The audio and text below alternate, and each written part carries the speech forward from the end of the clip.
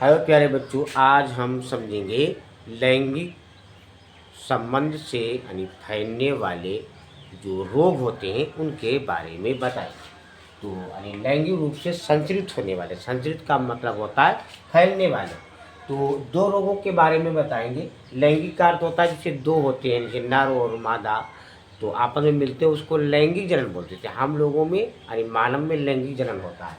तो जिसमें पहला रोग है सिफिलिस रोग होता है। ये लैंगिक संबंधों द्वारा फैलने वाला एक रोग है।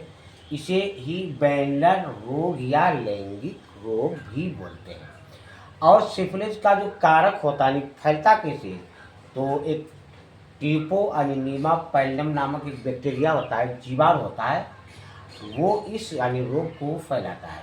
इस रोग में क्या होता है, जीवा धीरे धीरे बुखार आता है तथा जो जनन अंग होते हैं उनमें घाव हो जाते हैं, और रोग के अधिक विकसित होने पर यानी रोग बहुत ज़्यादा गंभीर हो जाता है। तो फिर क्या होता है, अधिक विकसित होने पर जो हमारा यकृत होता है, जो लीवर होता है या मस्तिष्क होता है, और ये अस्थियाँ होती हैं, मतलब हड्डियाँ जो है वो प्रभावित हो जाती है। शरीर को लकवा भी मार सकता है, लेकिन इसका इलाज जो होता है वो पेनिसिलिन या एंटीबायोटिक के प्रयोग से लाभ होता है। ये रोग एक से अधिक व्यक्तियों से यानी यौन संबंध करने पर भी हो जाता है। दूसरा है सुजाग, जिसको गोनेरिया रोग बोलते हैं। ये भी लैंगिक यानी संबंध से होता है। ये भी लैंगिक संबंध से फैलने वाला लैंगिक रोग होता है।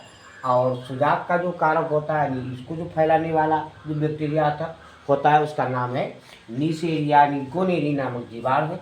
इस संक्रमण से जो जनन तंत्र होता है उसकी श्लेष्मा यानी प्रभावित होती है। श्लेष्मा का मतलब होता है जिसे बलगम या कोई चिपचिपा तरल होता है जो म्यूकस वाली मेम्ब्रेन के द्वारा बनता है। तो ये प्यारे बच्चों दो रोग हैं। आप लोग लाइक, सब्सक्राइब, कमेंट, शेयर अवश्य कीजिए।